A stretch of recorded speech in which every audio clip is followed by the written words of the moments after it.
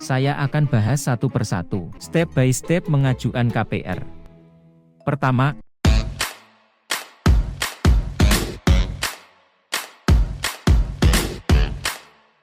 halo teman-teman, apa kabar? Hari ini ketemu lagi sama saya Pipo Hargianto versi animasi ya. Loh kok gitu?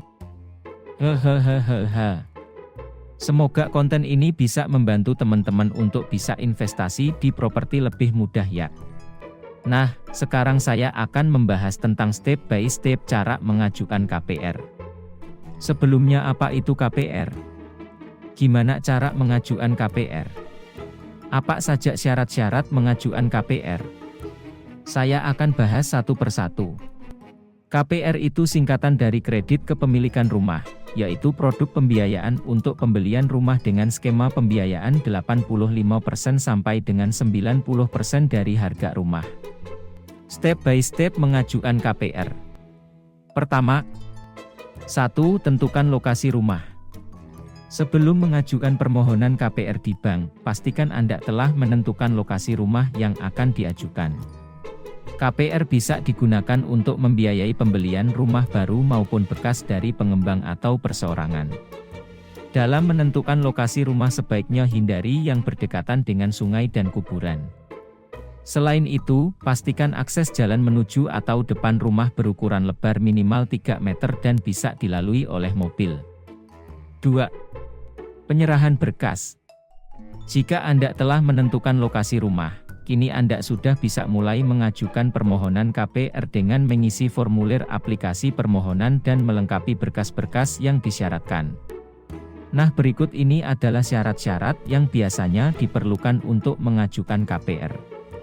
Sementara dokumen rumah yang harus dilengkapi dan diserahkan kepada pihak bank, diantaranya salinan sertifikat rumah, salinan IMB atau izin mendirikan bangunan, salinan PBB pajak bumi dan bangunan, salinan surat tanda jadi dari pengembang pemilik penjual rumah yang menyatakan persetujuannya untuk menjual rumah tersebut, salinan KTP pemilik penjual rumah, dan terakhir salinan IMB izin mendirikan bangunan.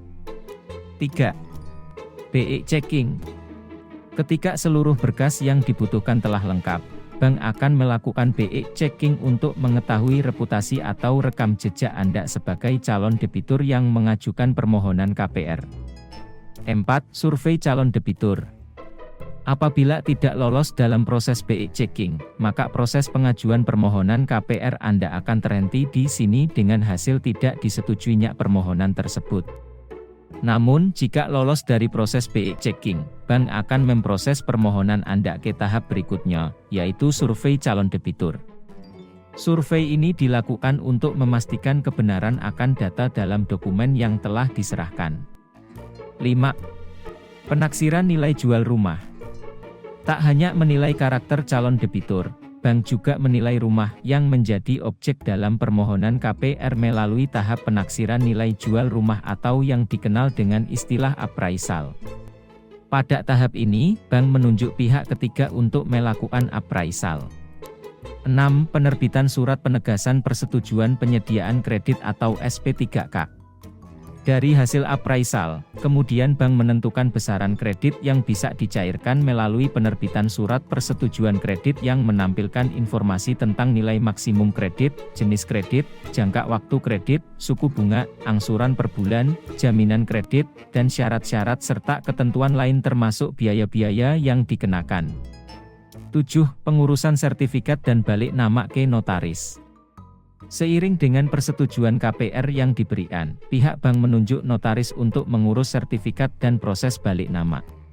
Nah, pada proses ini Anda harus menyediakan dana untuk biaya balik nama dan juga biaya notaris. 8. Tanda tangan akad kredit. Jika proses pengurusan berkas terkait dengan sertifikat rumah di notaris telah selesai, maka Anda akan masuk pada tahap penandatanganan akad kredit. Di tahap ini, Anda diwajibkan untuk membayar biaya-biaya yang telah diinformasikan dalam SP3K. Kini, Anda telah memiliki rumah dengan fasilitas pembiayaan KPR. Setelah sertifikat selesai diurus dari BPN, Anda akan memperoleh salinannya, sedangkan sertifikat rumah dan IMEI asli disimpan di bank sebagai jaminan. Mudah bukan?